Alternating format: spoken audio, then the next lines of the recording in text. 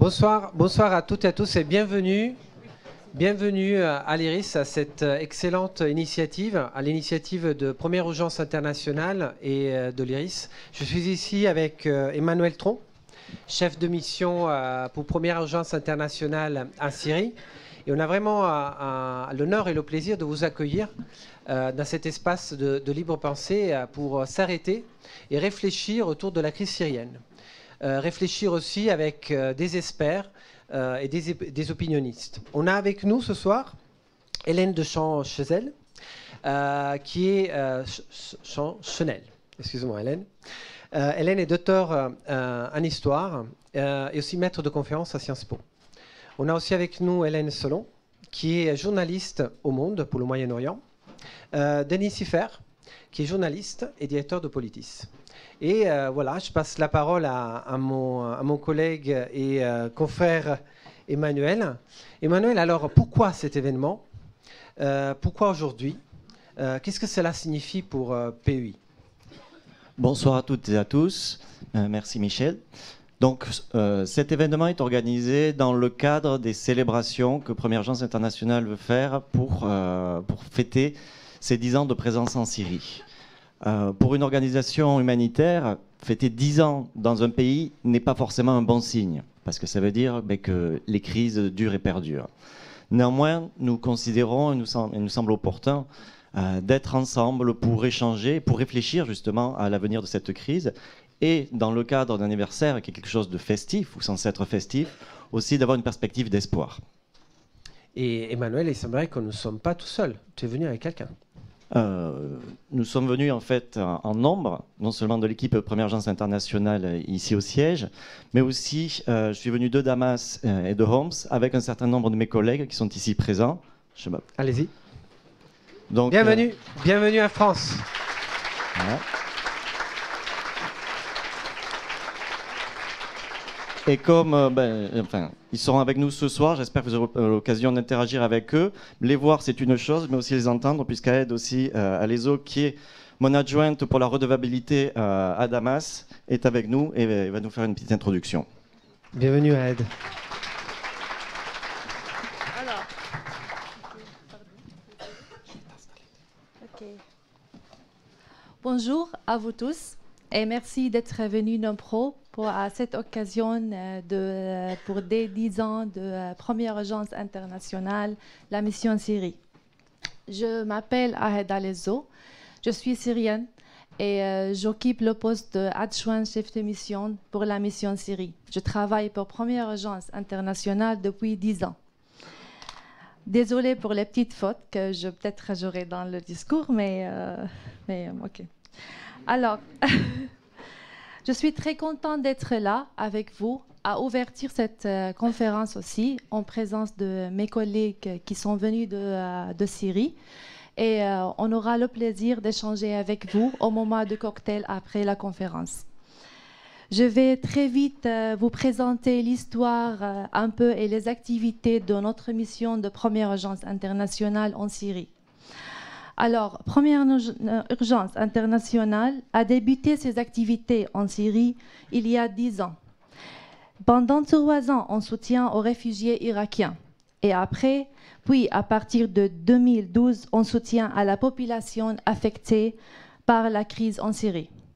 Depuis 10 ans, nous travaillons pour offrir la réponse la plus adéquate aux besoins des plus vulnérables en termes d'infrastructures comme les écoles, les cliniques, accès aux services de base comme l'eau, l'assainissement, au logement, à la santé, à l'éducation et la relance économique. En 2017, Première Urgence Internationale avait 720 000 bénéficiaires dans ces programmes en Syrie. Nous mettons en œuvre des programmes intégrés, c'est-à-dire en créant des synergies entre ces différentes activités dans des lieux spécifiques de façon à accroître l'impact de nos interventions, réduire au plus vite la dépendance des populations vis-à-vis de l'aide humanitaire et permettre le retour à l'autonomie. On est implanté dans plusieurs bases en Syrie, Damas, Homs, Aleppo, Hama, Latakia et Tartus. Car depuis 10 ans en Syrie et plus de 30 ans dans la région, première urgence internationale, c'est combien les peuples du Moyen-Orient sont résilients et capables de prendre en main leur destin, si on leur en donne l'opportunité.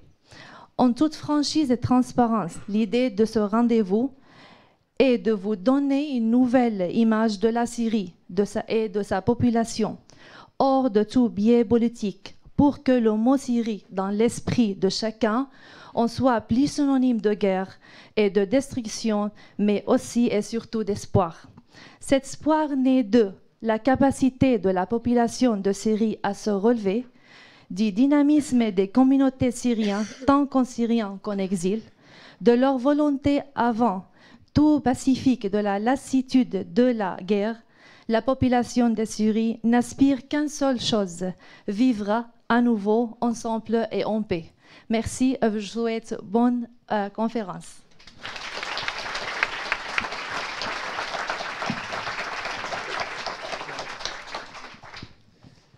Emmanuel, donc on va démarrer ce débat. Alors, je vous le dis de suite, j'espère que ce sera plus un dialogue, un échange, une conversation, une discussion plutôt qu'un débat. Comme le disait Aed, l'idée est de changer un peu l'image de la Syrie et de sa population. Donc si une conversation sur la Syrie pouvait ne pas terminer en conflit, ça serait beaucoup mieux. On n'a pas l'habitude des conflits, Alice, mais d'un dialogue qui est ouvert et à l'écoute. Donc, comme l'avons mentionné précédemment, l'idée est ensemble de réfléchir. Avant toute chose, je voudrais faire une petite clarification. Lorsque nous parlons d'espoir et de Syrie, ceci n'est en rien lié à l'évolution actuelle du contexte. Je pense que si aujourd'hui quelqu'un à Dera nous entend parler d'espoir, il va trouver ça à la limite de l'indécence. L'espoir dont nous voulons parler aujourd'hui, c'est celui qui réside dans la population syrienne, comme le mentionnait Aed, dans sa résilience. Et l'idée de remettre la population syrienne au centre, au cœur des conversations, comme il est déjà au cœur de nos interventions pour Première Urgence Internationale.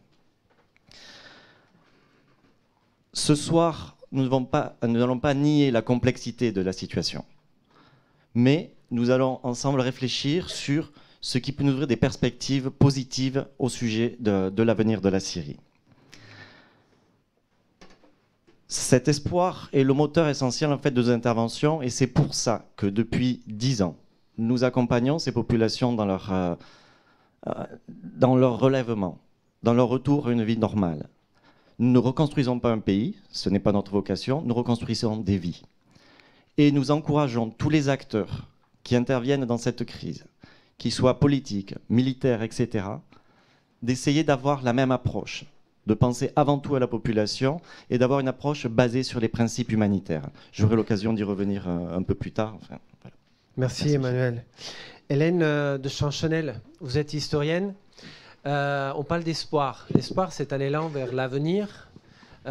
Quel est votre angle historique? Comment on peut naviguer dans ce futur à travers votre connaissance de l'histoire? Qu'est-ce que l'histoire peut nous enseigner sur l'avenir de la Syrie? Alors, d'abord, merci de m'avoir invité à ce si bel événement. À votre demande, j'ai essayé de pister quel pouvait être finalement l'ADN de cette société syrienne. J'ai essayé, au regard du temps long de l'histoire, de dégager des principaux traits. Et il y en a 3 qui me sont apparus comme plus majeurs que les autres, qui sont bien sûr donc pas exclusifs, mais qui m'ont paru plus saillants. Le premier trait concernant cette société syrienne dans son histoire, c'est certainement le fait communautaire. Alors, ce n'est pas un scoop, bien évidemment, mais je pense qu'il était peut-être intéressant de rappeler qu'il n'y a pas toujours eu des communautés dans l'espace syrien. C'est un héritage de l'Empire ottoman lorsqu'au XVe siècle, la Porte a décidé de percevoir l'impôt, mais d'une manière à la fois collective et locale. Et c'est à partir de ce moment-là, comme l'impôt n'était pas le même en fonction des religions, que certaines communautés ont commencé à se structurer. Ça n'a pas été le seul vecteur de structuration de ces communautés, on est bien d'accord, il y en a eu beaucoup d'autres après. Mais ça a été un premier vecteur. Et moi, ce qui m'a interpellée aussi, c'est que ces communautés, elles sont toujours présentes. Alors, bien sûr, avec des équilibres très différents qui se renouvellent, recomposent au travers de l'histoire, qui se recomposent encore aujourd'hui. Mais il y a une permanence de ce fait communautaire qui m'invite à lire la société syrienne comme une société plurielle. Et dans une dynamique d'espoir telle qu'on essaye de l'apporter ce soir, eh bien, je pense que c'est une composante à souligner parce qu'une société syrienne, me semble-t-il, ne peut se composer que pluri-identitairement. Ça, c'est un premier trait. J'en ai distingué un autre qui relève plus d'une pratique culturelle. C'est une pratique qui consiste à insérer finalement toute action politique dans un jeu d'alliances et de contre-alliances, tout en faisant intervenir des niveaux décisionnels très différents, qu'ils soient locaux, régionaux ou internationaux. Alors là encore, c'est pas un scoop et c'est pas un fait nouveau. Et je pense que vous tous avec moi qui connaissez bien l'histoire de cette région, vous pensez bien évidemment à, par exemple, cette fameuse crise d'Orient au XIXe siècle, entre 1830 et 1840. En fait, on appelle ça la crise d'Orient, mais c'est 10 ans de tensions extrêmes qui ont failli mettre l'Europe et le monde au bord de ce qui aurait pu être une première guerre mondiale. Ça a été un événement majeur dans l'histoire du XIXe siècle.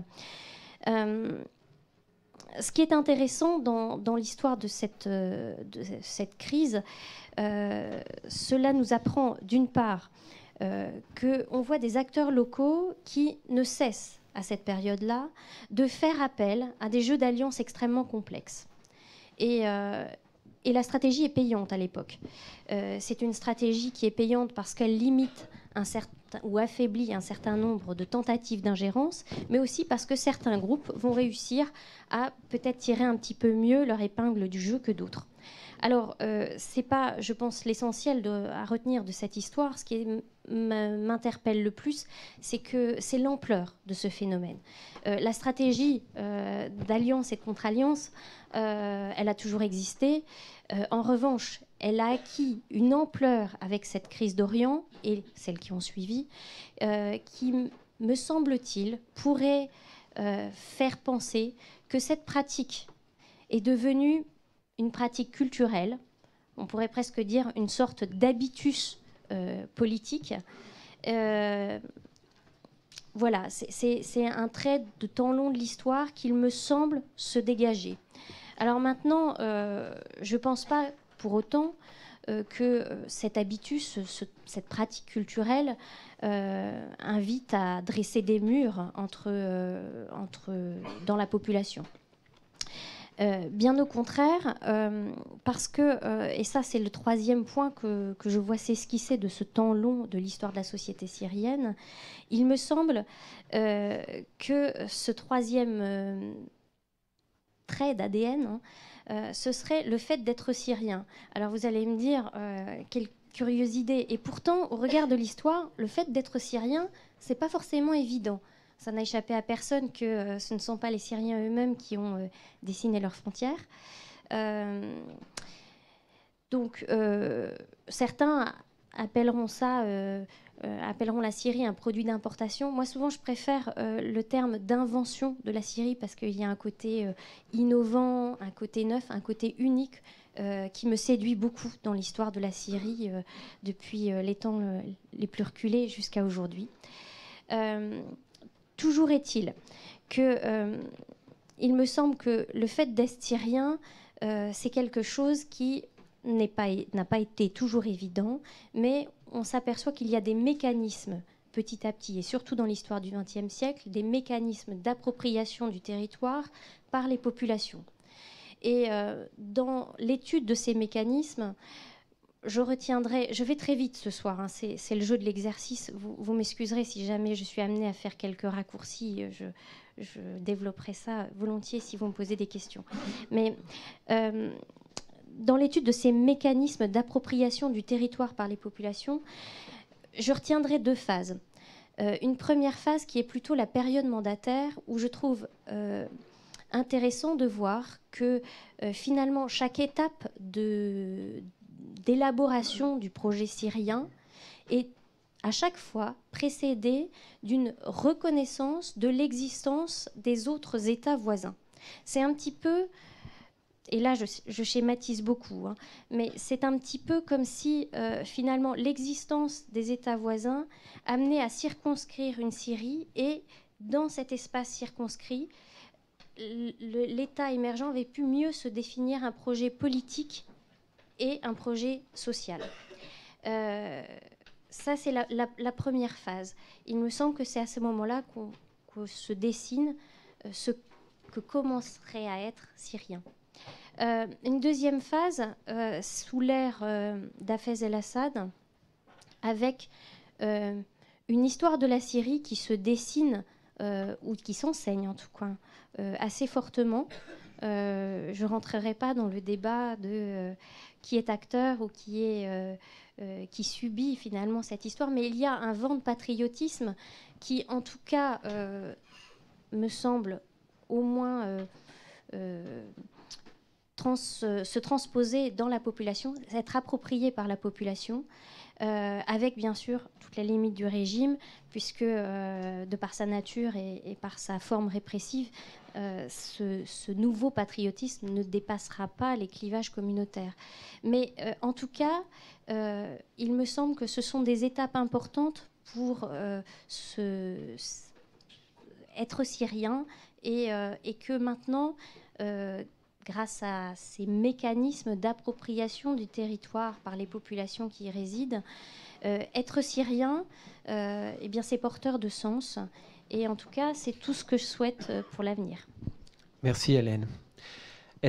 C'est porteur de sens. L'histoire nous enseigne donc que finalement, une identité peut se créer finalement d'un territoire, même avec un territoire qui est importé, qui a été dessiné sur des cartes. Hélène Solon, vous avez peut-être le regard plutôt du présent. Quel est votre regard sur le futur à partir du présent d'aujourd'hui, un présent qui quand même est assez nébuleux, qu'on a du mal à lire, qu'on a du mal à analyser aussi, avec beaucoup d'informations, des informations des fois qu'il faut prendre avec les pincettes. Avec votre regard de journaliste et votre travail de journaliste, quelle est votre analyse ? C'est vrai que c'est difficile aujourd'hui, au jour d'aujourd'hui, de parler d'espoir. C'est un grand défi parce que justement, vous en parliez, on a cette offensive Hadera, et je parle de la situation globale de la Syrie. Hein. Je n'entre pas dans chaque zone qui sont très diverses maintenant. Mais voilà, où on se retrouve avec une offensive depuis environ 10 jours qui fait encore des réfugiés, 45 000 réfugiés, des morts.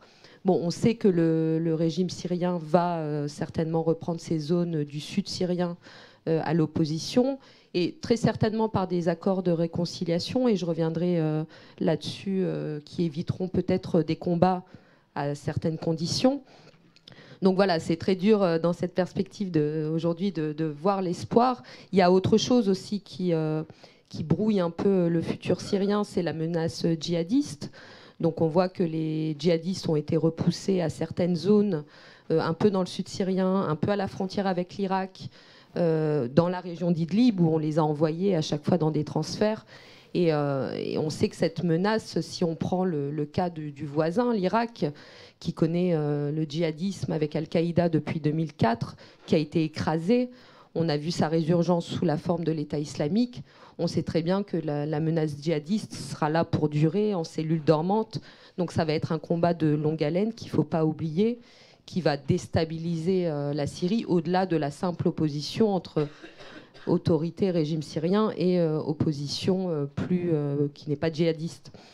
Et le troisième, pour moi, défi qui qui rend difficile de parler d'espoir aujourd'hui, c'est le fait qu'on est encore loin d'une solution politique. On le voit notamment par l'offensive dans le sud syrien. Le régime a repris la plupart des territoires dans la Syrie utile et au-delà. Et il est bien décidé à reconquérir les zones qui restent aux mains de l'opposition dans le sud syrien. Et on verra pour le nord syrien, Idlib, notamment, ce qu'il en sera.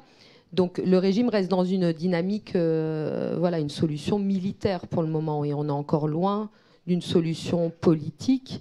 Donc ça, c'est un frein, parce que c'est là aussi que va se faire un peu le futur de la Syrie.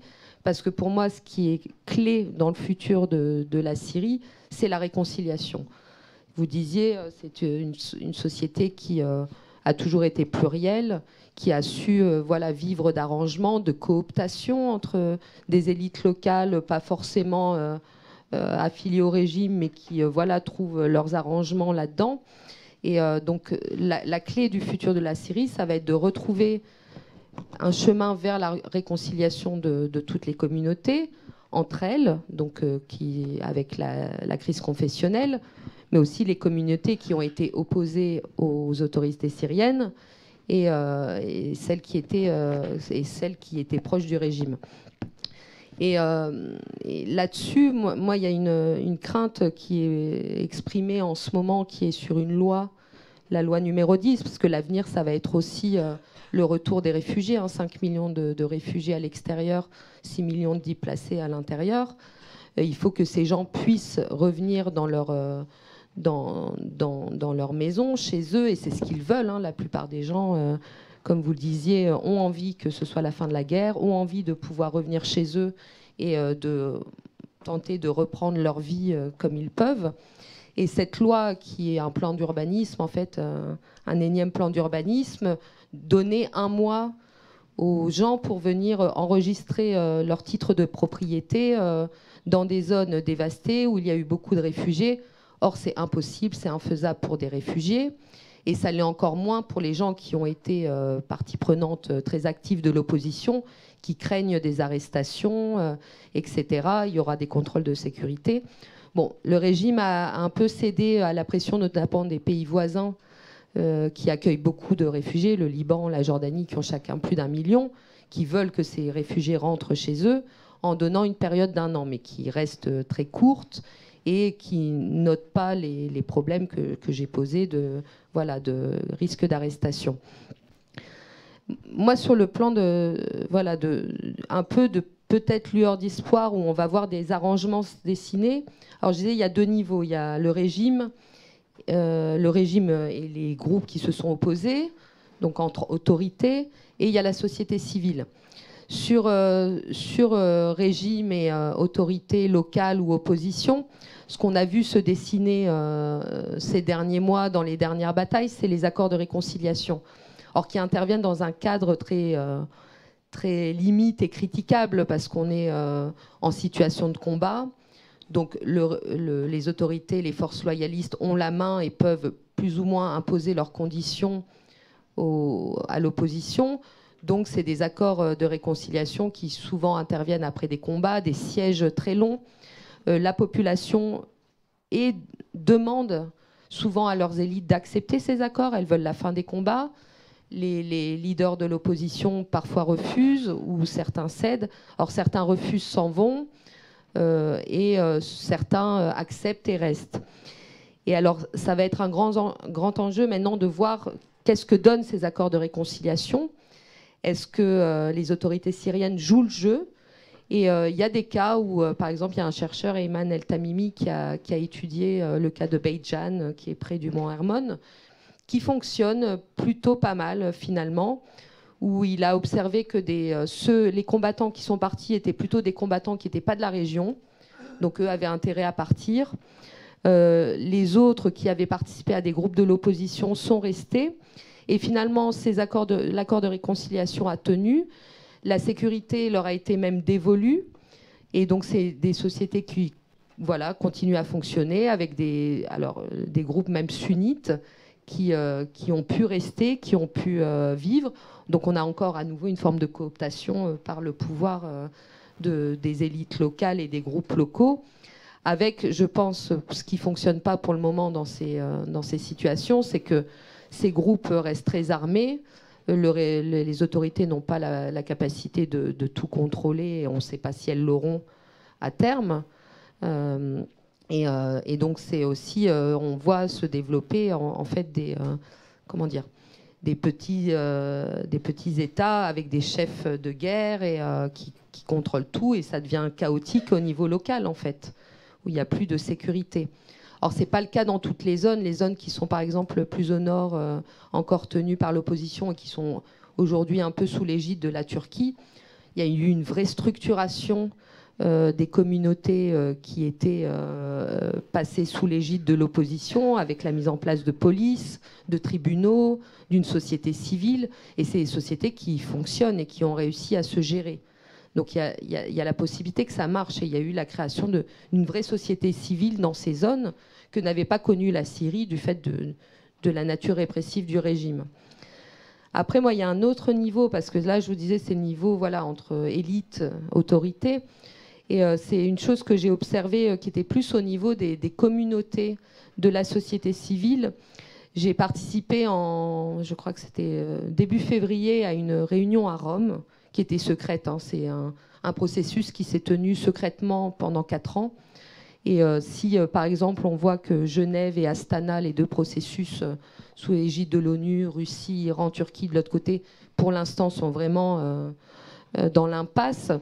Voilà, ces communautés essayent de dessiner ce qu'on appelle une deuxième voie, track 2, et qui est de dire, nous, on voit bien qu'on est victime des belligérants, que ce soit le régime, que ce soit les autorités, que ce soit l'opposition, on est victime de ces gens-là. Parce que nous, on ne veut pas la guerre. Et on est victime aussi parce que la guerre a amené encore plus de communautarisme.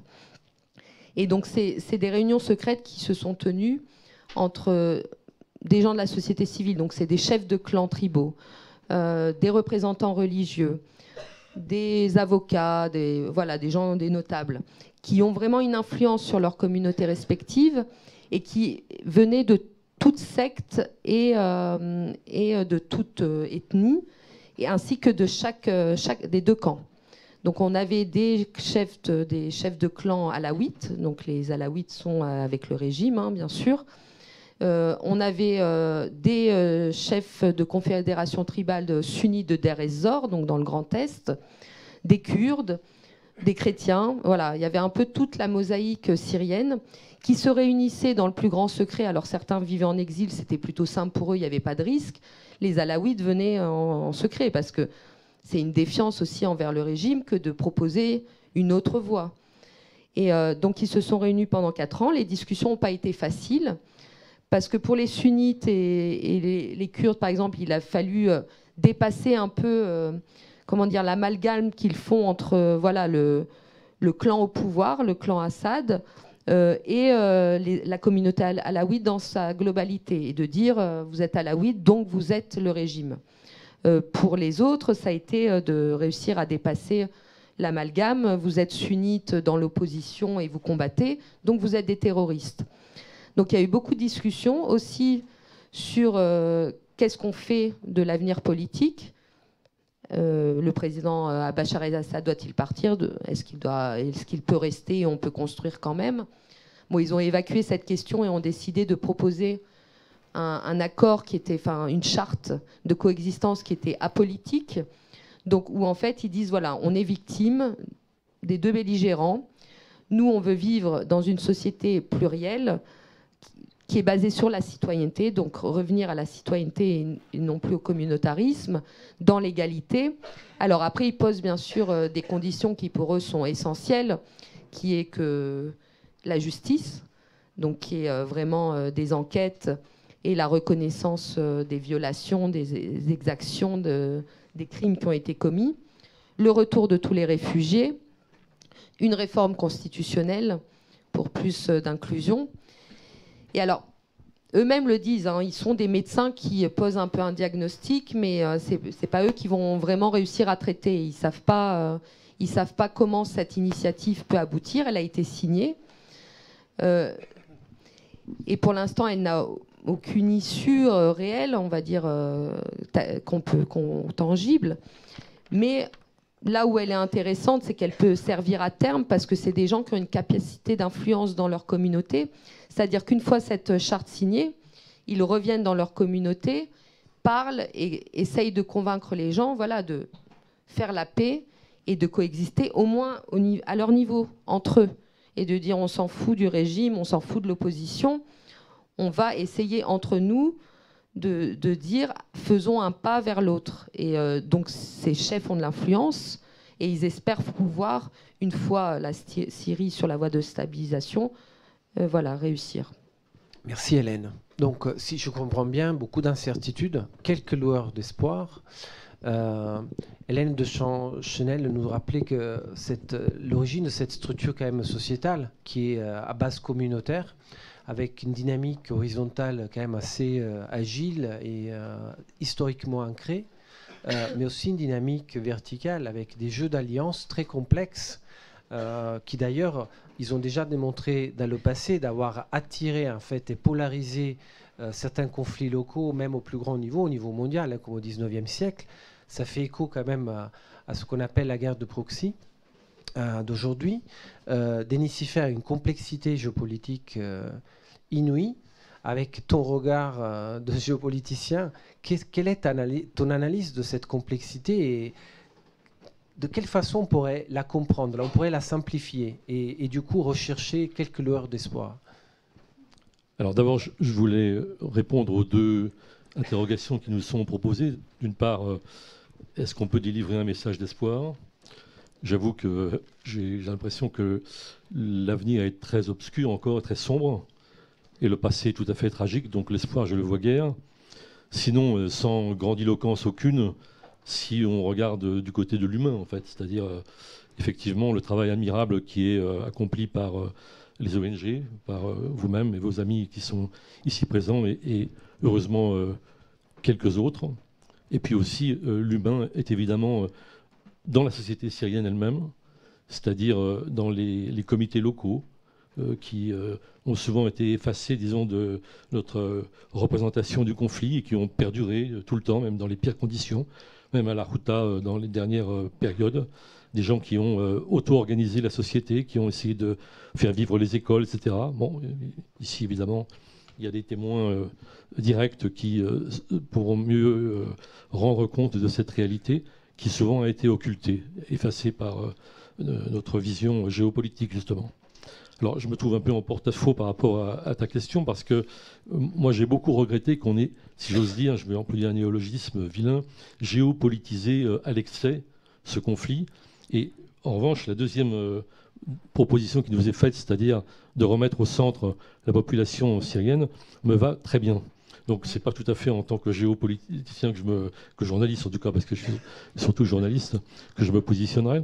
Cependant, la caractéristique de ce conflit et sa complexité, c'est qu'il n'y a pas de lecture exclusive de ce conflit. Il y a effectivement une présence permanente de la société syrienne, même écrasée, même vaincue à certains égards, mais toujours vivante en tant que société en tout cas, et toujours acteur, actrice du conflit. Et puis il y a évidemment une lecture géopolitique, et les deux vont ensemble, et ça a été dit d'ailleurs par notre amie historienne, c'est-à-dire que la connexion entre l'intérieur et l'extérieur, la géopolitique et la réalité de la société syrienne, c'est pas une histoire récente, ça a toujours été ainsi, et c'est un pays qui a toujours en partie dépendu, disons, et des grandes puissances et des puissances régionales alentour, mais qui pour autant a toujours existé en tant que société. Alors pour en revenir à ce pessimisme qui est là, c'est le mien, et si on met à part en effet cette foi qu'on peut avoir dans l'humain et dans les ONG, dans les femmes et les hommes qui en Syrie se battent de façon souvent pacifique, mais pour que la société puisse continuer d'exister, que les enfants puissent continuer à l'école, que les hôpitaux même bombardés puissent continuer de se reconstituer et de sauver des services et de sauver par conséquent des vies. Si on met de côté, disons, cela, on est obligé quand même d'aller un peu vers la politique. Et moi, je ne me sens pas capable, ici aujourd'hui, d'esquiver les questions politiques, c'est-à-dire les questions qui fâchent. J'en suis désolé, parce qu'on nous a dit que ce n'était pas, disons, le but, et je ne voudrais pas exagérément mettre du sel sur les plaies, mais qui sont terriblement vives. Mais cependant, effectivement, je ne vois pas de raison d'être très optimiste, non seulement parce que les causes du soulèvement pacifique de mars 2011, non seulement sont toujours là, et les personnages qui ont effectivement provoqué ce soulèvement sont toujours là, mais ont été considérablement aggravés. Et puis ensuite, donc on parle d'un pays qui a été saigné. Il y a 350 000, 400 000 morts, on ne sait pas exactement, mais en tout cas c'est épouvantable. Et puis il y a une autre. Alors il y a d'abord des données militaires qui ne sont pas finies. Le conflit n'est pas achevé, y compris sur ce plan-là, même si son issue paraît inexorable. On a parlé, Hélène, selon l'a dit un instant, de ce qui se passe actuellement à Deraa, où l'aviation russe et l'aviation du régime bombardent les positions rebelles de Deraa. Il y a le sort d'Idlib qui va probablement être aussi, enfin qui est déjà en partie ciblé par les mêmes et qui ne sera pas épargné assurément. Et il y a à l'intérieur du pays des forces qui sont là et qui envisagent de s'installer durablement et qui font qu'on est dans sinon une partition. Il a été question d'une partition, même d'un fédéralisme, c'était un joli mot qui était presque optimiste, celui-là. Malheureusement, on n'en est pas là. Mais on est plutôt dans une sorte de partage des dépouilles, avec des positions qui vont être iraniennes, plutôt vers le sud, etc. On a le conflit au nord qui n'est pas près de cesser entre la Turquie et les Kurdes, avec des situations paradoxales, puisqu'on voit la Turquie face à des positions américaines tout à fait au nord du pays. Enfin, donc des positions, des enclaves rebelles encore qui survivent, mais pour combien de temps? Au sein même de ces enclaves rebelles, il y a effectivement des mouvements djihadistes qui sont très inquiétants et qui ont pris le dessus au sein même de la rébellion. Et puis ce que je voudrais dire, et ça a été aussi un peu dit très bien par Hélène Selon à l'instant, c'est qu'il y a un énorme problème, et là je suis aussi extrêmement pessimiste, c'est le problème du retour. Car il n'est pas du tout envisagé qu'il y ait de retour. Enfin, il est envisagé, les gens le veulent, le retour. Mais il y a la moitié de la population qui a été déplacée. C'est quelque chose de gigantesque. Alors déplacé parfois à l'intérieur même des frontières syriennes, mais pour moitié de cette moitié, si j'ose dire, à l'extérieur. Ce sont les gens qui sont principalement d'ailleurs ou en Turquie ou au Liban, et puis d'autres beaucoup plus loin, même jusque dans nos contrées. Et Bachar el-Assad ne veut pas que ces gens reviennent. C'est-à-dire que le fameux décret d'avril dernier, le décret numéro 10, il est fait de telle sorte que les gens doivent passer sous les fourches codines du régime pour pouvoir avoir l'autorisation de revenir. Donc là, on a de la politique, on ne peut pas l'esquiver. C'est que ces gens vont devoir ou faire, si j'ose dire, amende honorable, ou ne pourront pas rentrer. Ils vont être purement et simplement expropriés, chassés de leur terre. Et Bachar a eu un mot terrible, et je m'excuse de faire de la politique, mais enfin, je pense qu'on ne peut pas éviter ça. Il a dit la Syrie sera plus homogène. C'est-à-dire qu'on a eu en Bosnie une épuration ethnique, et là on a une épuration politique, qui n'est pas ethnique, parce que, encore une fois, même la question confessionnelle est beaucoup plus complexe qu'on ne le dit. Il y a des alaouites qui sont contre Bachar, il y a des sunnites qui ont été pour, etc. Donc c'est pas aussi simple que ça, même si globalement, effectivement, il y a des lignes de force qu'on retrouve et qui sont confessionnelles. Mais cette idée d'une Syrie homogène, sous-entendu homogène politiquement, c'est quelque chose, à ma connaissance, à peu près unique dans le monde, peut-être a-t-on vécu ça un peu pendant la guerre d'Espagne, où il y a eu aussi une épuration de tous les opposants, mais dans le monde d'aujourd'hui, on a eu toutes sortes d'épurations ethniques, confessionnelles, etc. Mais ça, c'est d'un genre tout à fait nouveau, et ça s'inscrit bien dans l'horreur qui précède, et ça peut-être est l'horreur qui suit. Et ça ne me rend pas très optimiste, en effet, maintenant qu'il y ait au sein de la société des forces vives qui résistent. Peut-être vont-elles imposer leur volonté, mais elles n'imposeront pas leur volonté sans le concours des grandes puissances internationales qui sont là et qui, pour l'instant, ont des intérêts, des agendas, comme on dit au Quai d'Orsay, des agendas qui sont tout à fait différents et qui n'ont que faire de la population syrienne, les uns voulant un passage de l'Iran à la Méditerranée, les autres voulant conserver une position de force, c'est la Russie, en Syrie. Et la préoccupation des ondes humanitaires et sociales pour les Syriens est le cadet de leurs soucis. Et que je ne parle pas des États-Unis qui se sont largement désengagés de cette affaire et qui portent leur regard ailleurs, mais ça ne me rend pas du tout optimiste pour la suite. Je vais terminer par une phrase de Hassan Salamé que j'ai vue il y a quelques jours, là, enfin pas Hassan Salamé, mais sa phrase, qui disait que la Syrie, c'est le pays toujours davantage moins, il disait. Je crois qu'il y a une formule comme ça, et qui en effet fait référence à l'histoire longue. C'est un pays qui n'a jamais cessé d'être mutilé, d'être amputé. Et là, l'amputation qui lui est promise est terrible, parce que ce n'est pas une amputation de territoire de plus, comme elle en a tant subi dans l'histoire, c'est une amputation de sa population, et pour moitié. Merci Denis. C'est terrible.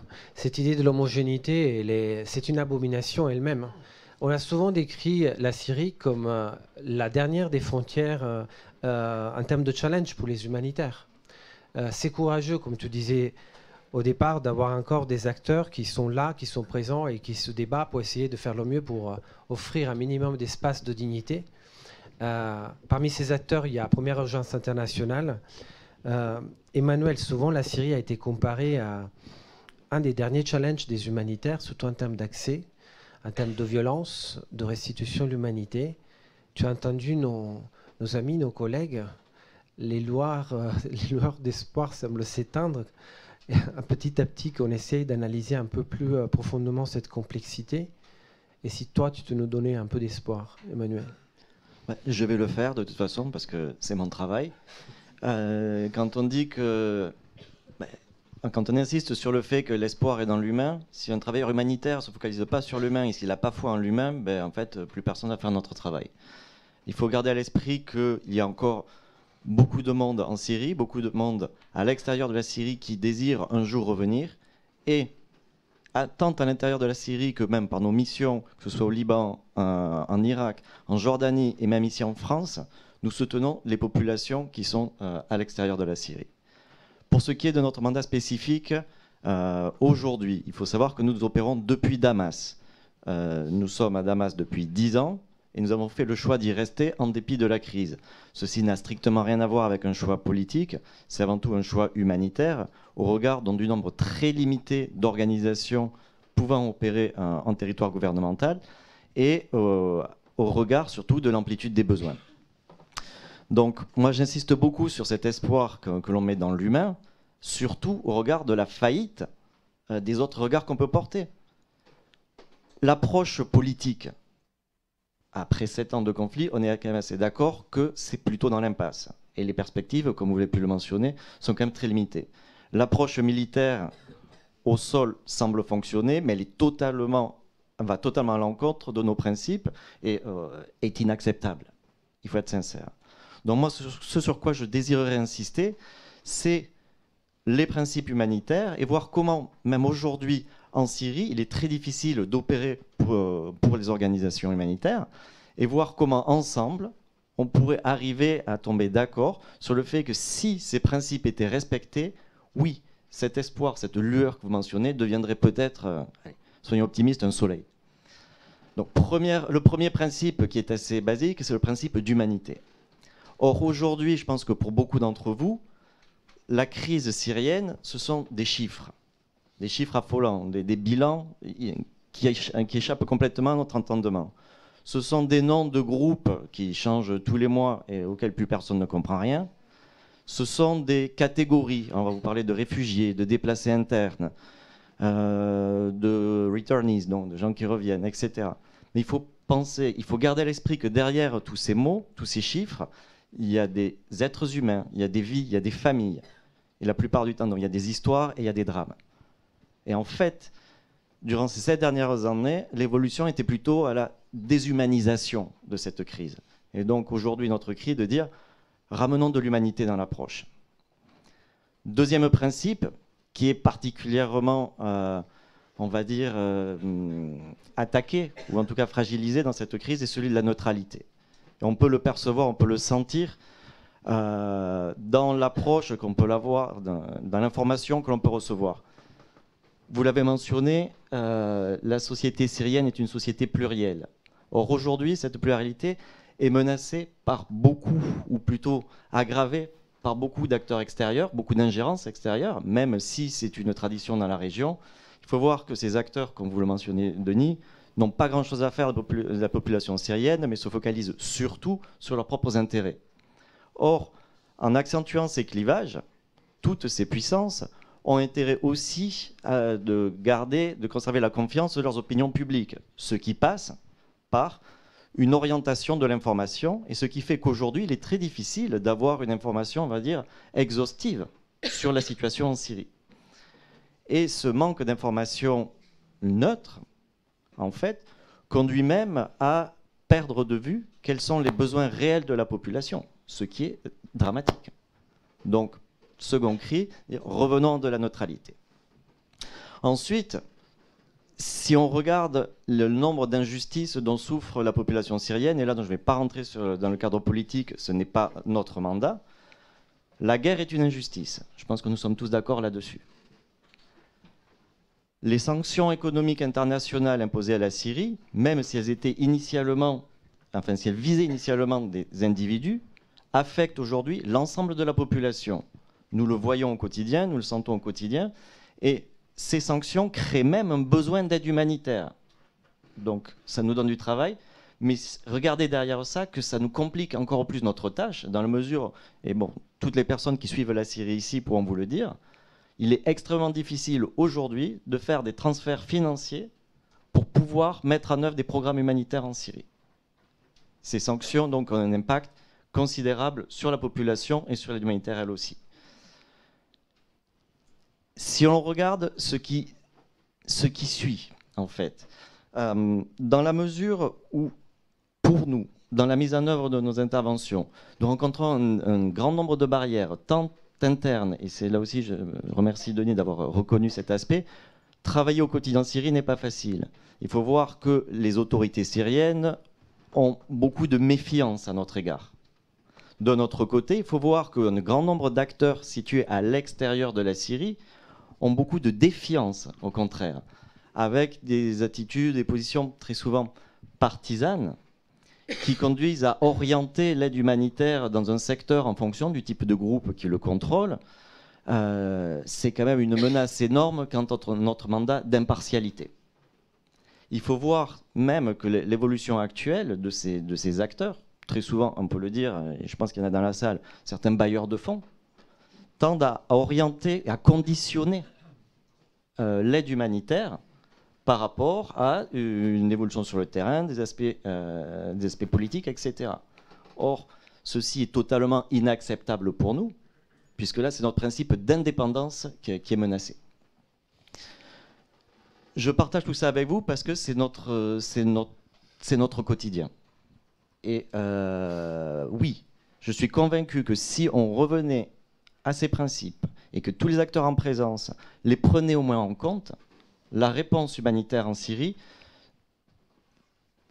jouerait parfaitement son rôle.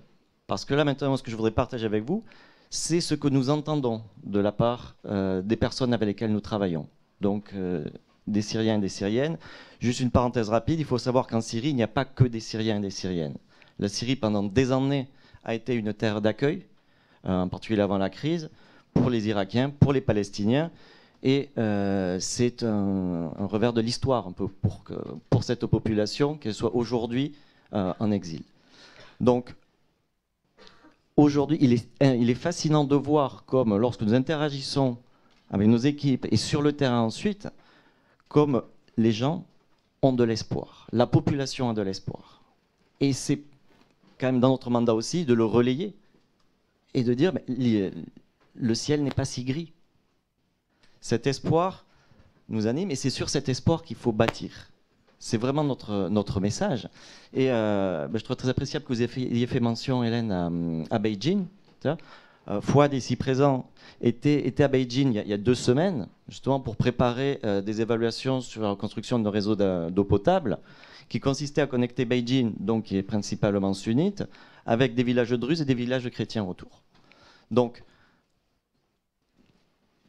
l'espoir est dans la population et nous y croyons. Et c'est vraiment ce message qu'on peut partager avec vous pour essayer, encore une fois, donc de changer l'approche, de changer cette perspective et de dire oui, même si les on va dire, modèles ou les solutions, pseudo-solutions politiques n'ont pas abouti, oui, si on mise sur l'humain, on va y arriver.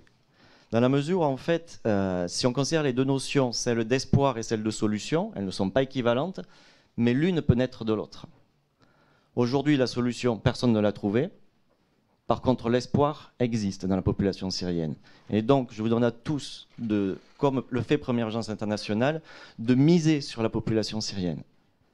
Et de cette population, de sa capacité, de cet espoir chronique qui existe dans la population syrienne, de sa capacité à se relever, de sa compétence, du niveau d'éducation de la population syrienne, va croître cette graine d'espoir pour arriver à une solution. En tout cas, nous en sommes convaincus.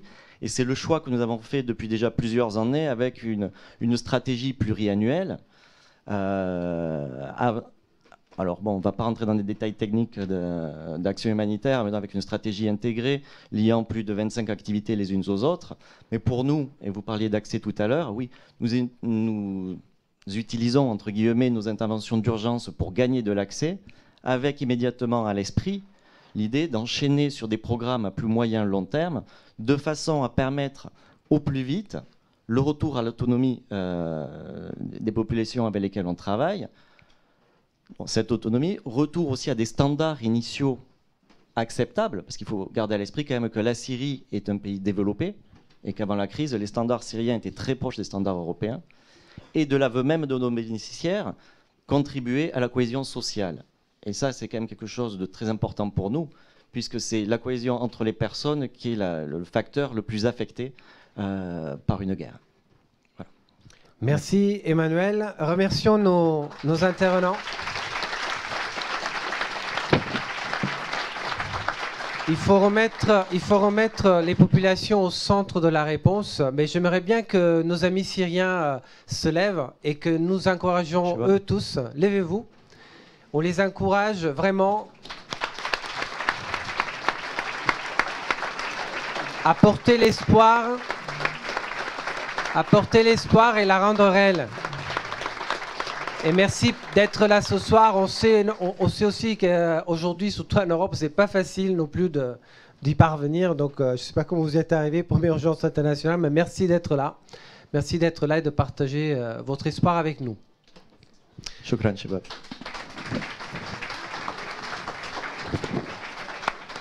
Mais le moment est venu pour que vous exprimiez votre analyse, votre perception. Cette crise syrienne qui nous questionne aussi sur notre rôle en tant qu'humanitaire. Est-ce qu'on est vraiment efficace? Finalement, c'est une vraie question. L'espoir peut nourrir notre action, mais finalement, voilà, il y a un vrai questionnement autour aussi de qui on met au centre de la réponse humanitaire. Et vous pensez quoi de cet espoir? Comment on peut la nourrir? Vous pensez quoi en fait de cette crise qui quand même questionne sur l'action humanitaire elle-même? Le microphone circule. Levez votre main et exprimez vos questions. Alors donc on a des questions là-bas.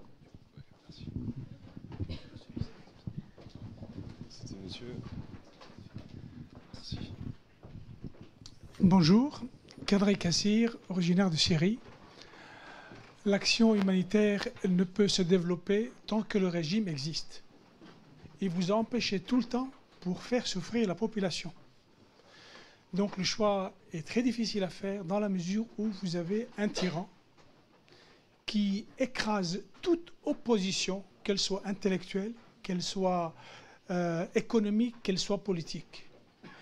Et je me permets de faire une observation à Madame Hélène Salon, qui a insisté sur le terme réconciliation. Pour moi, réconciliation, ça veut dire tout simplement, je vous respecte et vous me respectez et vous admettez ma zone et j'admets votre zone.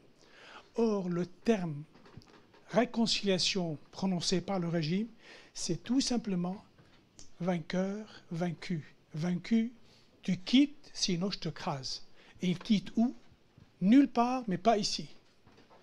Juste 2 observations supplémentaires pour vous donner, je dirais, pas l'impact, mais plutôt l'analyse profonde du comportement de ce régime.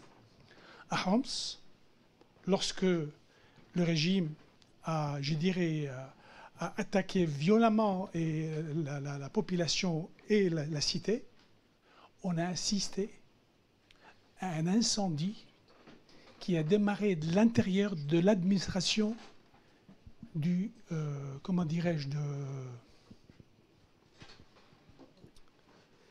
pas de cadastre civil, mais plutôt le cadastre de propriété.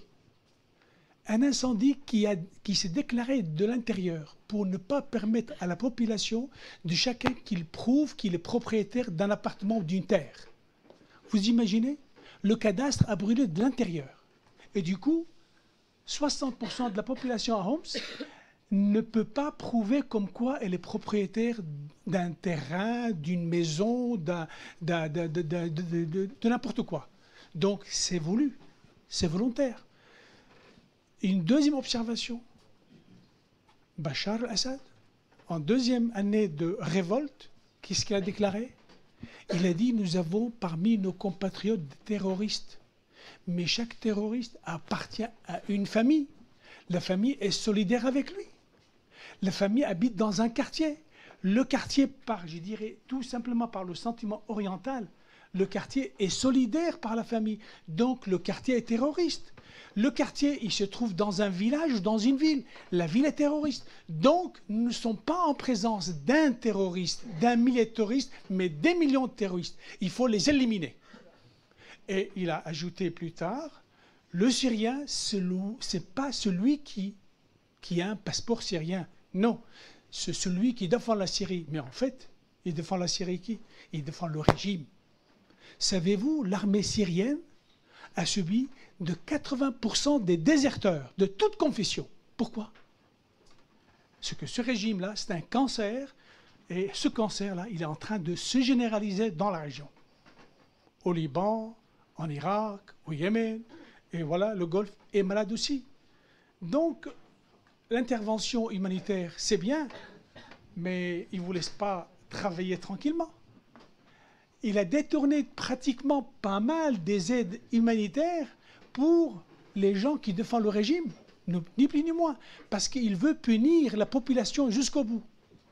Moi, dans ma famille, 17 personnes ont crevé uniquement sous le toit. 17 personnes sous le toit. Alors comment voulez-vous aujourd'hui parler de paix et d'espoir? Et surtout, s'il vous plaît, n'utilisez plus le mot réconciliation, parce que c'est un mot policé, c'est un mot trop gentil. Ça ne donne pas la réalité du terrain. Sur ce, je m'arrête. Merci voilà, en tout cas de votre partage. Il y avait une autre question à côté. Non, c'est toujours par là-bas. Vous avez un microphone de ce côté aussi. N'hésitez pas à lever la main.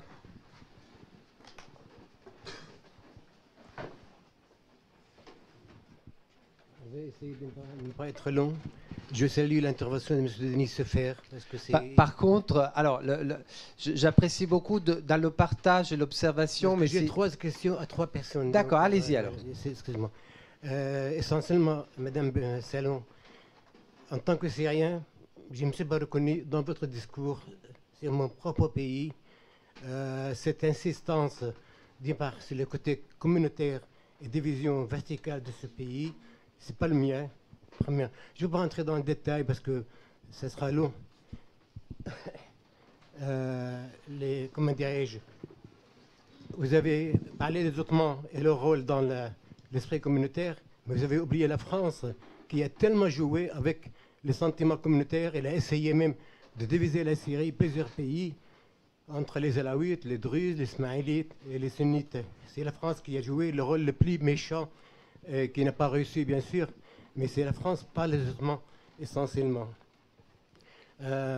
Donc voilà, j'ai rien à dire parce que ça va être très long de mettre en question l'analyse que vous avez faite de la Syrie malgré votre connaissance et votre présence dans ce pays-là.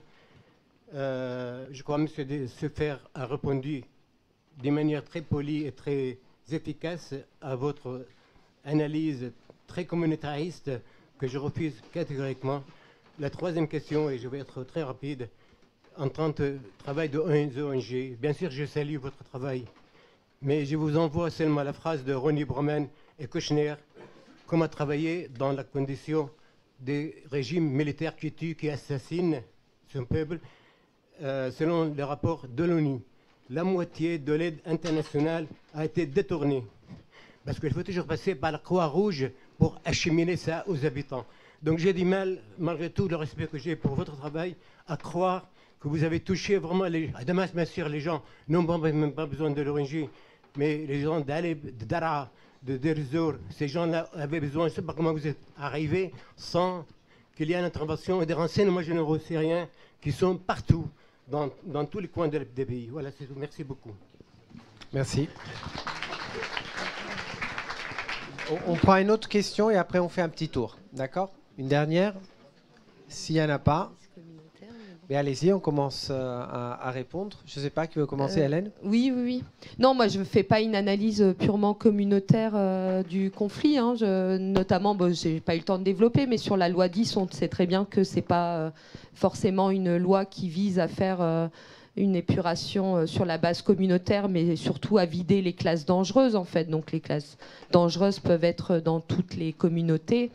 Après, il y a une communautarisation du conflit qui est venue soit par des groupes religieux ou par le régime lui-même qui a joué, qui a vraiment enflammé en fait le discours communautaire. Donc, c'est pas moi qui fais une analyse communautaire. Moi, j'ai conscience des différentes dimensions du problème. Quand je racontais cette expérience de réunion secrète, c'est les acteurs eux-mêmes qui s'identifiaient en fait par ces catégories confessionnelles ou ethniques et qui savaient que ces catégories avaient été chargées tout au long du conflit par comment dire, des stéréotypes, des clichés. Donc on est alaouite, donc on est avec le régime, on est sunnite, donc on est avec les djihadistes. Et pour eux, en tout cas, c'est ce qu'ils disaient, que ça avait été au cœur de leur débat pendant 4 ans, de lutter contre ces amalgames qui, la preuve en est de ces réunions, sont vraiment faux. Parce qu'il y avait des alaouites, des sunnites, des kurdes, des chrétiens qui se réunissaient justement autour de ce concept de citoyenneté, d'égalité, et aussi un peu dans la nostalgie de la lutte contre le mandat français des années 20 à 50. Donc c'est eux qui s'identifient comme ça, parce que un peu le but du conflit pour les autorités a aussi été de communautariser le conflit. D'accord. Et sur cette question communautaire, Hélène de Chanchenel, vous avez... Je comprends assez bien. Moi, j'étais très interpellée par votre récit, Hélène, de cette réunion Track 2. On voit en même temps qu'il y a une mobilisation sur des ressorts communautaires et le projet, lui, s'inscrit justement en dehors de ce champ-là. Et au regard de l'histoire, cette perméabilité des identités, elle me semble déjà très présente depuis longtemps.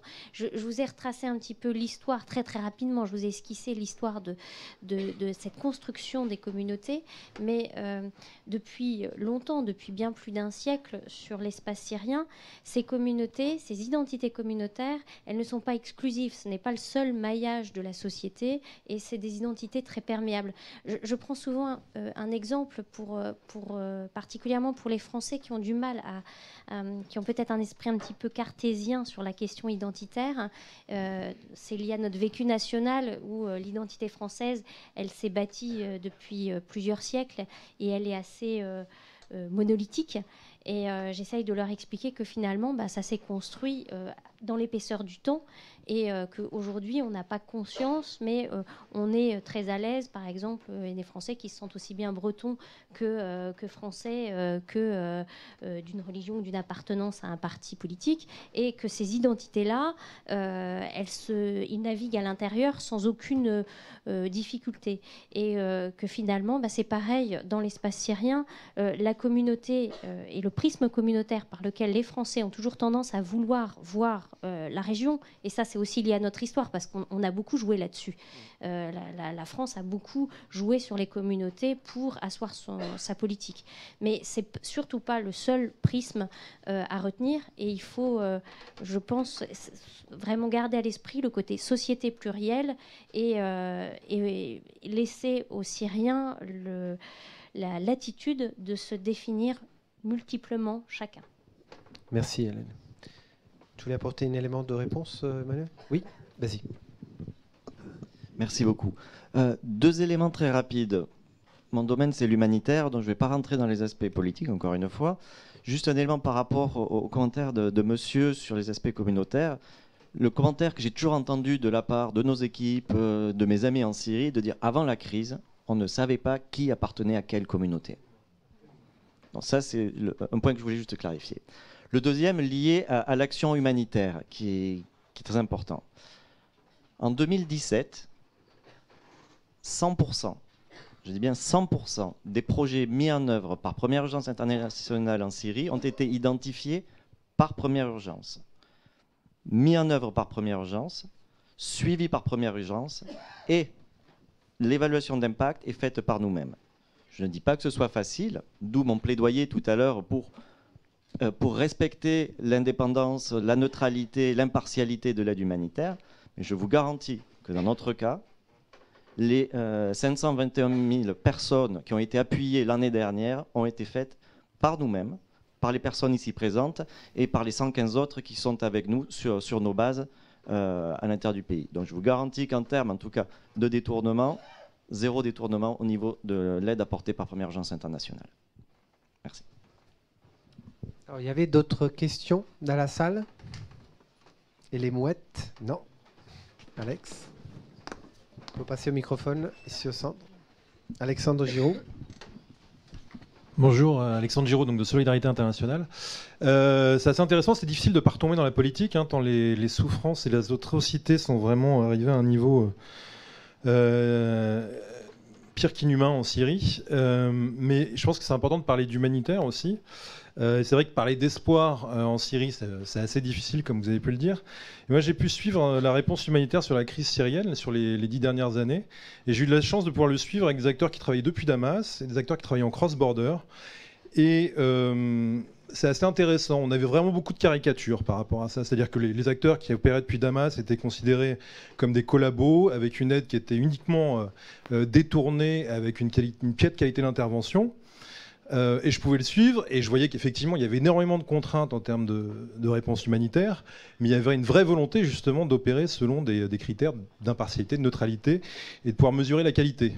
Et je peux voir en discutant avec mes collègues de Première Urgence Internationale qu'il y a un vrai progrès qui a été fait en termes d'accès au terrain, en termes de mesures d'impact, etc.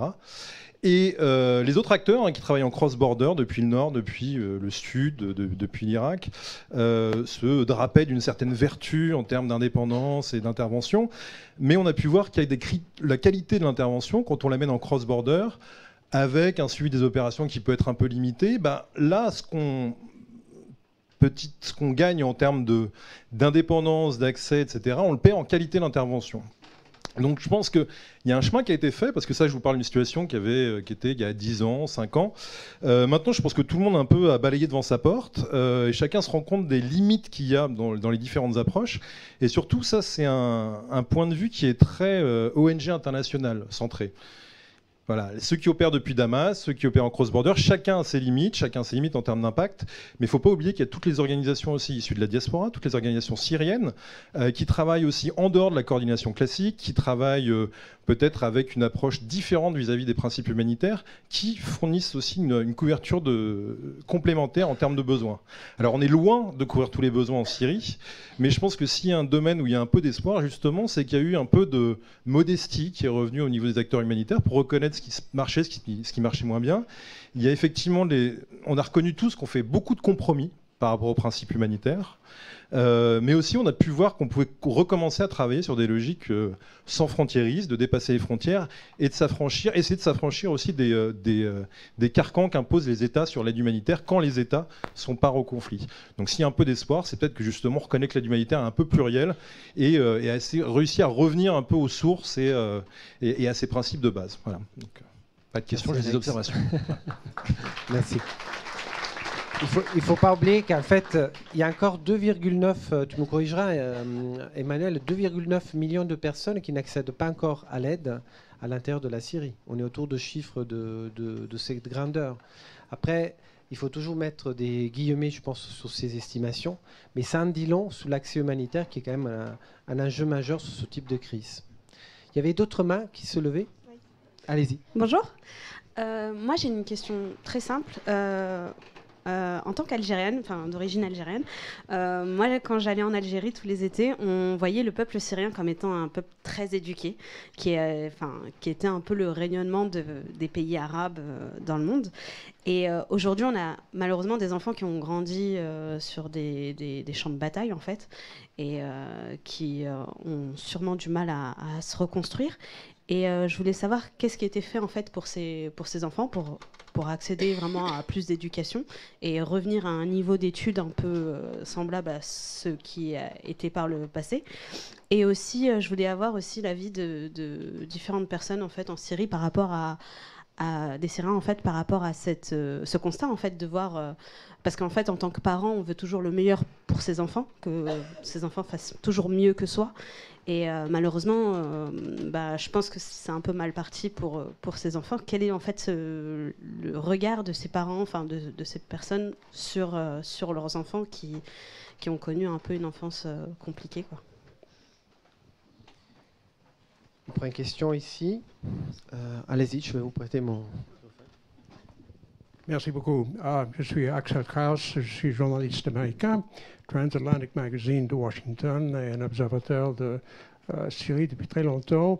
Et loin d'être des supporters du président Trump, si vous regardez bien avec un microscope les propositions du président Trump vis-à-vis de l'Iran, il y a la demande, ou l'espoir plutôt, que l'Iran arrête toutes leurs activités dans la région. Évidemment, la Syrie est en première position. Votre président a évoqué la même question quand il était à Washington et depuis. Et donc, on a l'impression qu'il y a une certaine convergence, au moins symboliquement, politiquement, entre Washington et Paris, pour intervenir auprès de l'Iran, d'arrêter, ou plutôt de commencer, de changer leur politique pour aider éventuellement d'arriver à une solution humanitaire, éventuellement politique. C'est voilà ma question. Pour vous, quelles sont les chances que ça peut aboutir concernant l'Iran et le rôle des Iraniens dans la situation pessimiste? Vous avez raison d'évoquer les difficultés et les complexités, mais c'est les deux pays qui nous intriguent beaucoup, l'Iran et la Russie surtout. Votre président va rencontrer M. Poutine bientôt. Je suppose qu'il va évoquer la question encore. Ma question encore s'applique à la Russie en ce qui concerne votre président. Et voilà, est-ce que les deux présidents peut vous apporter un certain espoir pour commencer un processus de paix et de stabilité. Merci. Merci beaucoup. Bon, je vois des questions à la fois politiques et humanitaires. Donc, je ne sais pas, Denis?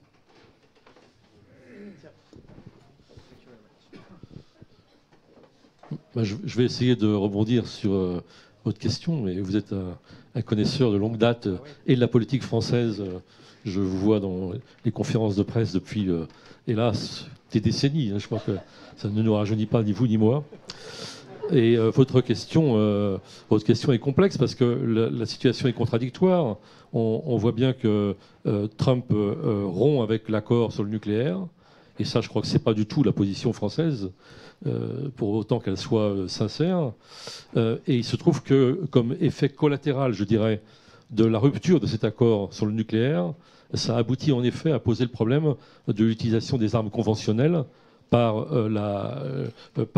l'Iran, notamment en Syrie. Donc ça peut en effet avoir un effet peut-être pas désiré, parce que je crois que le but principal, un peu sous la pression d'Israël aussi, c'était de rompre l'accord sur le nucléaire, mais ça peut avoir en effet, par rebond, si j'ose dire, de façon collatérale, un effet bénéfique sur la situation en Syrie. J'ai pensé aussi la même chose que vous il y a quelques semaines déjà, quand il y a eu en effet le débat sur le nucléaire iranien. Alors là, on peut être optimiste avec une prise de position américaine, à mon avis, qui est calamiteuse, mais qui peut avoir des effets bénéfiques de façon tout à fait inattendue. Hélène? Mais c'est pas sûr, hélas. C'est tout à fait, c'est une hypothèse hasardeuse. Mais réaliste, hein, j'ajouterais. Moi, je suis un peu moins optimiste, ouais. Parce qu'on voit que l'Iran a vraiment pris pied à plusieurs niveaux, hein, que ce soit pas uniquement militaire, mais économique, énormément de contrats, de propriétés. L'Iran a énormément investi, donc on ne voit pas vraiment pourquoi elle se désengagerait de la Syrie.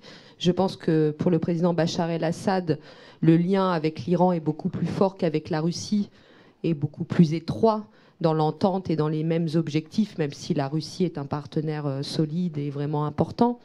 Et moi, ce qu'on me disait, surtout parce que la crainte pour l'Iran, ça va être plutôt Israël maintenant. Et notamment, on le voit dans le sud syrien où il y a eu des frappes énormes. Et on suspecte aussi maintenant, près de la frontière irakienne, on me disait, l'Iran va faire comme elle fait toujours. C'est un pays qui a toujours eu l'intelligence d'adapter un peu ses stratégies. Et va certainement, si elle est de plus en plus frappée, se terrer un peu 2-3 ans, le temps que peut-être M. Trump soit remplacé, ou que la politique change. Enfin voilà, l'Iran voit sur un temps long, et beaucoup d'experts n'imaginent pas l'Iran se désengager, peut-être plus agir à couvert, et on le voit dans le sud syrien, on soupçonne des soldats iraniens et de milices affiliées avoir pris l'uniforme des soldats syriens, et tout simplement comme ça. Et après, on va voir pour les divergences peut-être qui pourraient se poser avec la Russie. Parce qu'on voit bien que les objectifs ne sont pas les mêmes pour ces deux pays, que la Russie est plus dans l'image d'un pays souverain sur ses ministères régaliens, son armée, ses structures.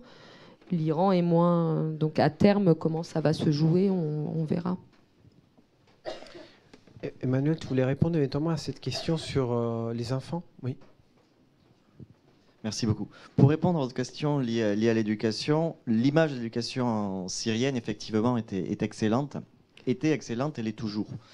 Et je pense que c'est une bonne opportunité pour mentionner le fait que dans la liste des partenaires avec lesquels on travaille en Syrie aujourd'hui, il y a le ministère de l'Éducation, qui est vraisemblablement peut-être le plus neutre dans ce conflit. Et il est très intéressant de voir que même au pire moment de la crise, il y a eu un énorme effort fait pour essayer d'assurer la continuité de l'éducation. Aujourd'hui, par exemple, il faut voir que le ministère de l'Éducation nous aide à mettre en œuvre des programmes, des activités avec des élèves en cross-line, comment dire en français, enfin, des élèves qui traversent la ligne de front depuis Idlib pour passer leurs examens à Hama et ensuite leur permettre de retourner dans le gouvernorat d'Idlib. Nous assumons ces activités. J'ai pu moi-même rencontrer ces élèves l'année dernière qui provenaient là, de la poche d'Al-Rastan pour passer leurs examens à Homs.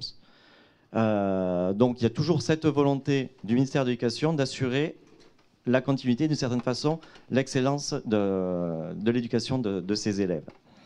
Je ne sais pas si ça répond complètement à votre question. Il faut savoir qu'aussi en zone contrôlée par l'opposition, des acteurs, comme le mentionnait Alexandre Giraud tout à l'heure, des acteurs en cross-border s'efforcent de maintenir aussi la continuité de cette éducation. Il faut garder à l'esprit que sans cela, l'espoir ne serait plus possible, puisque parmi les composantes, bien évidemment, il y a la compétence de la population de Syrie de demain. Est-ce qu'on avait d'autres questions là-bas?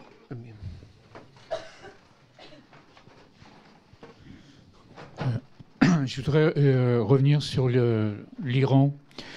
J'ai cru...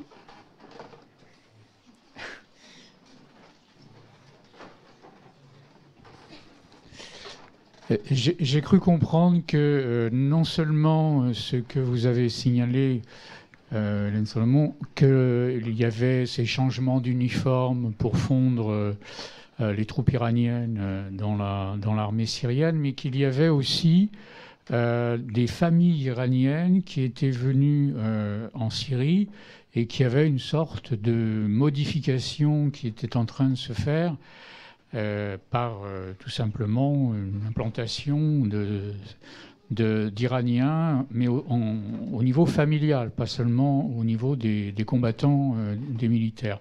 Et je poserai la même question sur la frontière du Nord avec les Turcs qui, si j'ai aussi bien lu et bien compris, ont amené des populations turkmènes pour aussi modifier la composition ethnique de cette région. Voilà. Est-ce que c'est des informations qui sont erronées ou est-ce qu'elles sont justes? Et j'ai une autre question à l'autre Hélène, si vous permettez, pour revenir sur l'émergence de la Syrie comme État que vous avez évoqué tout au début de votre intervention. Est-ce que cette fameuse ligne Sykes-Picot, que l'on dit avoir été tracée de manière arbitraire, et j'ai aucun doute là-dessus, j'imagine, mais est-ce qu'elle a été complètement arbitraire? Est-ce qu'elle aurait pu être 10 km à l'ouest ou plutôt 10 km à l'est? Ou est-ce qu'il y avait une raison particulière qui a fait qu'on a séparé l'Irak de la Syrie à cet endroit-là précisément? Merci beaucoup. On prend une deuxième question. Et après, on revient à nos intervenants. Je m'appelle Elias Maxiana, ex-employé Première Urgence internationale en Syrie. J'ai deux aspects dans ce que je voulais dire. Déjà, moi, je suis venu ici parce qu'on parle espoir. Donc, c'est très important. Donc, pour cela, je remercie Emmanuel pour l'espoir qu'il nous donne. J'aimerais bien, à ce niveau, dire que quand j'appelle mes amis, mes parents, on voit toujours que maintenant, l'espoir, ça revient. Ça veut dire les gens, ils réfléchissent maintenant, alors comment je reprends mon métier, je change mon métier, je commence à être autonome de nouveau. Donc il y a l'espoir. Ça, c'est clair. Deuxième chose, quand on reparle politique, je ne veux pas trop parler, mais juste 2 points. Moi, j'ai jamais entendu le président Bachar al-Assad dire homogène. J'avais entendu uni. C'est tellement différent. Deuxième chose, quand vous parlez, vous dites bombardement ou action offensive à Daraa. J'ai pas entendu que vous avez dit il y avait une attaque à Damas aussi. Damas, il était attaqué. Moi, j'ai perdu des amis. J'ai perdu des membres de famille. Donc, il faut juste être équilibre, s'il vous plaît, dans la parole. Ça veut dire, on parle ça, pour que les gens qui n'ont jamais visité la Syrie, qui puissent savoir qu'il y a une histoire très compliquée, et voilà. Et c'est tout. Merci. Merci. Donc, je passe notamment Hélène. Tu veux répondre à les deux, Hélène, aux questions, à la première et à la deuxième? Oui, pour juste répondre rapidement, malheureusement, on ne peut pas revenir sur tout ce qui s'est passé en Syrie. Et quand je parlais de Daraa, moi, personnellement, c'était pour parler du fait du jour, enfin voilà, de l'offensive du jour. Sinon, sur l'Iran, sur les changements démographiques du fait iranien, je ne pense pas que ce sera... Alors, il y aura des familles iraniennes, certainement, qui sont venues s'installer, mais je pense que ça va être quand même dans de grandes limites. Je ne vois pas du tout des Iraniens vouloir s'installer en masse en Syrie pour un changement démographique. On a des cas, moi j'ai rencontré des Irakiens en Irak qui... eux combattaient dans les milices affiliées à l'Iran et avaient installé leur famille à Damas, près de Saïda Zenab, qui est voilà, un lieu sacré et qu'ils veulent protéger. Et comme ils combattent toute l'année là-bas, ils ont emmené la famille et ils restent avec la famille. Donc il y a des cas comme ça, parce que l'Iran, ce qu'on a vu aussi, c'est que l'Iran joue aussi des alliances et de la cooptation avec d'autres communautés. Et elle le fait sur tout le corridor qu'on appelle croissant chiite maintenant, mais qui en fait passe par des provinces, que ce soit en Irak ou en Syrie, qui sont pluriethniques, pluriconfessionnelles. Et l'Iran passe des accords et négocie avec des groupes, des communautés très diverses pour les coopter. Donc ils n'ont pas forcément besoin de faire du changement démographique. Il y en a, hein, il y a des lieux qui sont jugés stratégiques très importants. Je pense notamment en Irak, la province frontalière avec l'Iran d'Iyala, où là il y a eu énormément de changements démographiques parce que c'est stratégique, parce qu'ils ont peur qu'il y ait des attaques. Voilà. Donc il y aura peut-être, il y a des zones en Syrie où on sait qu'il y aura certainement des modifications de l'équilibre démographique. Moi, je vais répondre à votre question. Je vais essayer de répondre à votre question parce que je n'ai pas en tête tous les éléments qui me permettraient de vous aider. Je me souviens que cette ligne, elle a bien sûr été tracée sans concertation par des puissances extérieures aux populations locales. Elle a subi quelques petits changements. Il y a James Barr qui vient d'écrire un livre et qui retrace bien l'histoire de ces changements. Ils sont, somme toute, relativement infimes. Moi, ce que je trouve intéressant, c'est que finalement, cette projection sur des frontières syriennes, du côté français, elles sont très tardives. La première projection de plan sur une Syrie esquissée par la France, ça date de 1908. C'est un projet du ministère des Affaires étrangères. Mais avant, la France ne cesse de parler de Syrie sans jamais mettre des limites. Ce ne sont que des limites par des mots, jamais des limites par des cartes. Ça montre bien que finalement, les puissances étrangères, en ne se positionnant pas géographiquement, elles cherchent à justement ne pas se limiter et pouvoir, le temps venu, avoir un terrain le plus vaste possible. Voilà, si ça peut répondre un petit peu à votre question. Alors, d'autres questions ?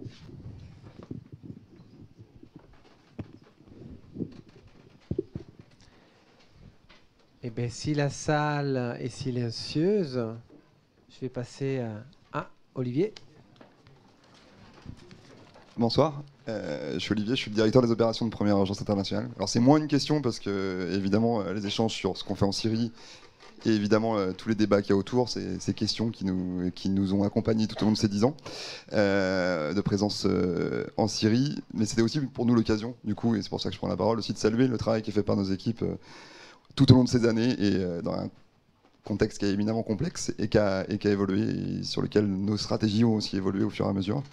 Mais dans tous les cas, on a toujours été présents. Et je tiens aussi à remercier Emmanuel pour le travail qu'il fait au quotidien auprès de ses équipes. Merci à toi. Merci à nos équipes sur place.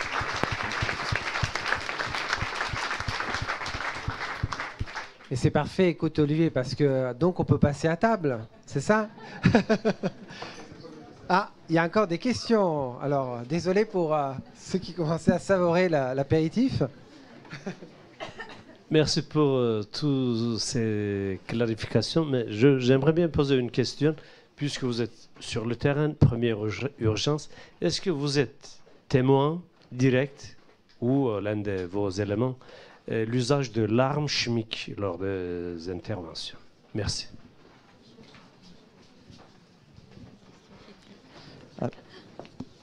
Alors oui, j'habite à Damas depuis 2 ans et demi. Et non, je n'ai été témoin de rien concernant l'utilisation d'armes chimiques.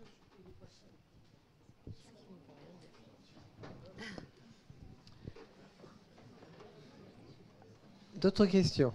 Je souhaiterais avoir une réponse d'autres personnes. Là, c'est une réponse individuelle.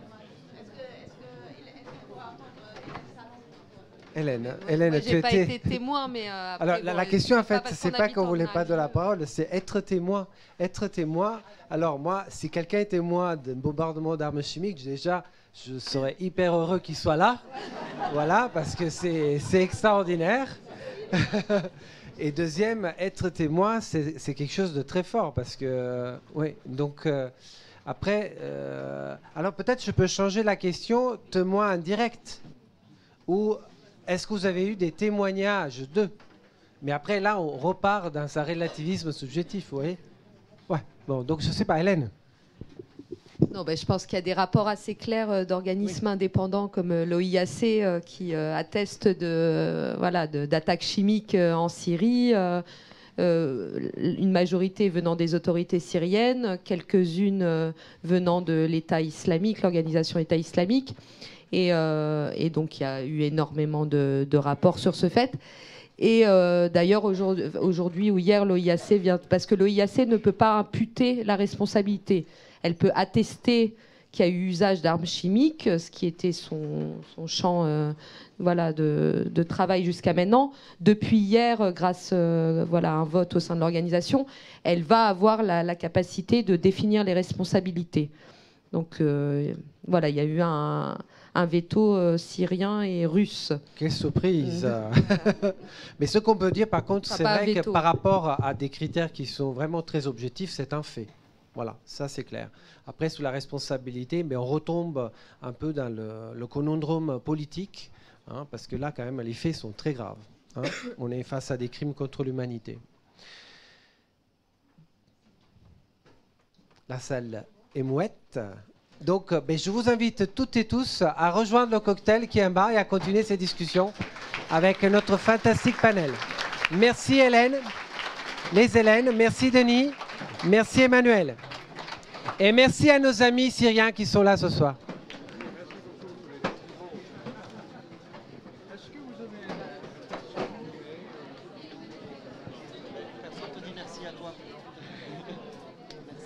C'était super. Vraiment ravi de te... Moi aussi. Merci beaucoup. Merci, arrête. Bon, disons, on peut se... Bon, c'était super. Moi, j'ai bien aimé. Ouais. Moi, j'ai bien aimé. Ouais. Tu as aimé? Ça va. Oui. Toujours bon boulot ou je suis viré? Non, mais tu peux aiser. Quand on fait des événements comme ça ici à l'ERIS, vous pouvez vous lâcher la parole et en fait débridez-vous. Voilà, il n'y a pas de. Après, il faut dire que l'intitulé est fort. Ça a marché, tu vois, il fallait garder ça. Mais c'est très beau comme tu l'as apporté, tu vois, en remettant les populations au centre de l'aide, qui est aujourd'hui une des agendas principales, tu vois, aussi de l'aide humanitaire. Les populations au centre, c'est excellent. Merci à Ed.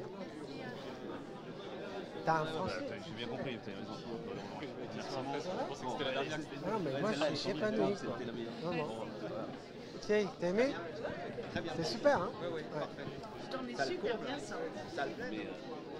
Mais la thématique, en fait, on n'en parle pas trop en France. Oui. Tu vois, ça fait très longtemps qu'il n'y a pas eu une conférence sur ce sujet-là.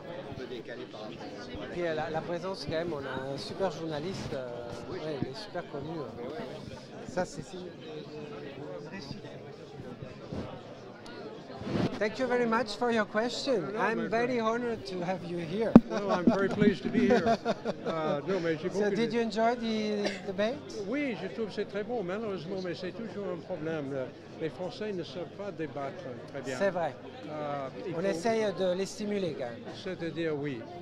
De libérer la parole. Et vous savez pourquoi? Parce qu'à l'université, nous apprenons le débat. Et c'est exact. C'est un sport comme l'escrime, avec des réglementations, tout ça. Non, mais c'était très intéressant. Super. C'est toujours l'usage. Et puis on a un super, je dois avouer qu'on a un super panel. Hein? Oui, un super panel. Super panel, oui. Et puis j'ai bien aimé ton intervention, Hélène, sur la racine historique. C'est pas facile de choisir le sujet qu'après on peut porter jusqu'au présent. Là. Donc ouais, sur l'articulation et l'agilité communautaire. Ouais, je vais pas respecter le cadre initial. C'était que je C'est pas grave, c'était vraiment très intéressant. Ce qui m'a beaucoup impressionné, c'était le niveau de connaissance de ce qui se passe, parce que j'ai demandé à Alain Salon, le monde n'a pas un bureau depuis très longtemps là-bas, même à l'époque où j'ai eu ma première visite en Syrie, j'ai enseigné à Sciences Po à l'époque,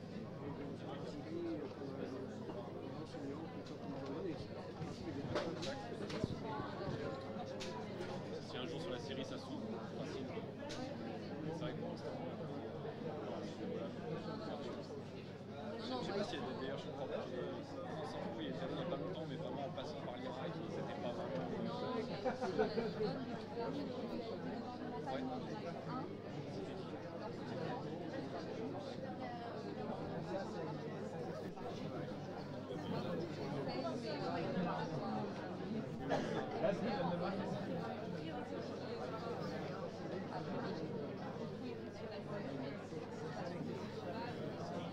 Parler d'espoir.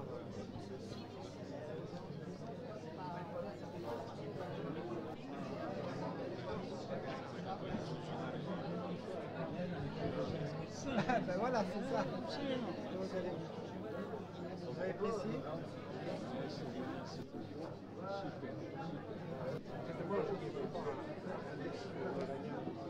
Alors, on les a invités. Hein. Il y a pas mal d'Iraniens à Paris. Notre liste d'invités. Ah oui. Ceux qui sont dans la salle d'après s'expriment pas.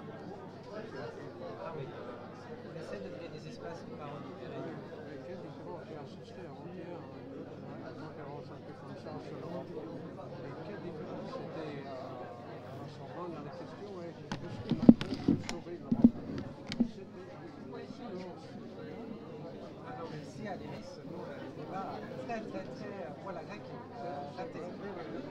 on aime créer en fait l'esprit de débat sur des sujets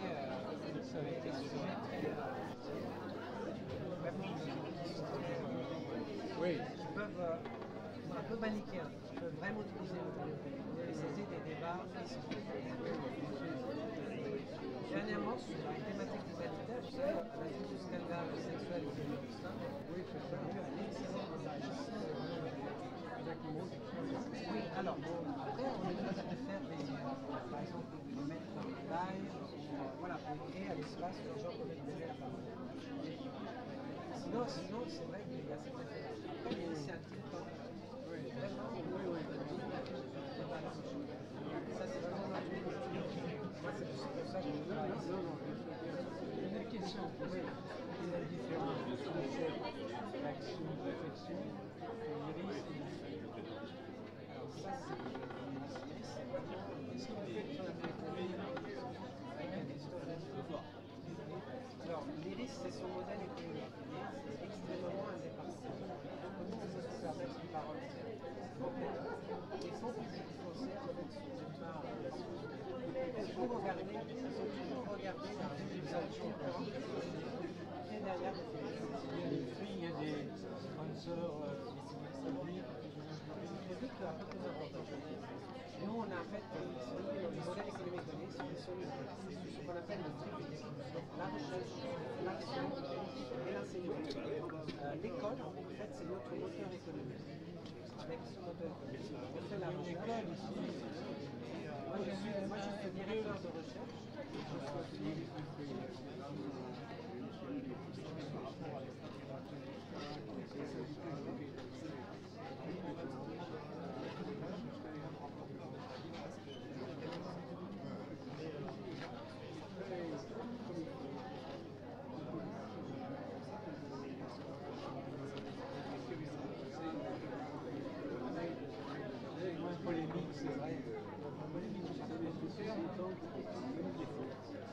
Donc, ils sont tout noirs.